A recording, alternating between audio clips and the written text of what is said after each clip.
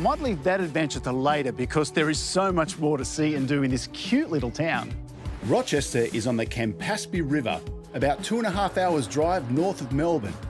The river forms part of the Murray-Darling Basin, with the Murray River port of Echuca just 25 k's up the road. Now, once upon a time, this was a stopover on the way to somewhere else, but now Rochester is a place to linger and enjoy some of the many attractions. At the top of that list is the magnificent Rochester silo art. Kate, these paintings are magnificent. Can you tell us how they came about? Sure. So around about 2017, our main source of income in town, the factory, it's a dairy factory, was closing down and lots of people lost their jobs, and I guess we lost our identity. So a few locals had an idea about how to re-energise, I guess reinvent the town, and so the idea for the painted silos came up, and it was a winner.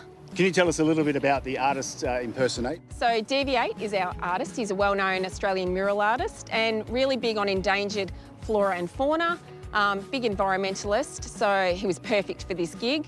Came to Rochester, had a bit of a cruise around, spoke to the locals, and then came up with the idea of the squirrel glider, the azure kingfisher, and our platypus as well. How do you think it's affected the rest of the town? Oh, amazing. So I guess initially, Rochi, as we call it, was a bit of a, you know, a directional point. So if people are going to Echuca, we'd say, you've got to go through Rochi.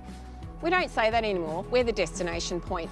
So we say we're the place with the painted silos. No, you aren't. Actually, the buses are rocking up. I've got to go and get the new tourists. Excuse me, Kate. Excuse me. Seriously? The real beauty of Rochester is its size. Big enough to spend a night or two and small enough to walk absolutely everywhere. Now, everywhere you walk in town, you will find something unique and new, including third in Australia, vanilla slice, or as Les calls them, snot box. Just don't expect to get anywhere fast, as the friendly locals do love a chat. Now I'm making my way to the Rochester Sports Museum, just a 5-minute walk down Moore Street. Housed in the old railway station, it's an intriguing place with an extraordinary collection of national and international sporting memorabilia. The majority is from the private collection of the late John Forbes, a local sheep farmer who became the national promotions manager for Puma for 22 years. He looked after a very elite lot of athletes, and he was very good to them, and they were very good to him. In appreciation, they gave him back some memorabilia. And everyone that comes through is just blown away by it. And we've had some good crowds. What else can we find around here? Cliffy Young's tracksuit. Oh, yes. Yes. That's the actual... That's the one he the Westfield run. Yeah, the Westfield run. Yeah.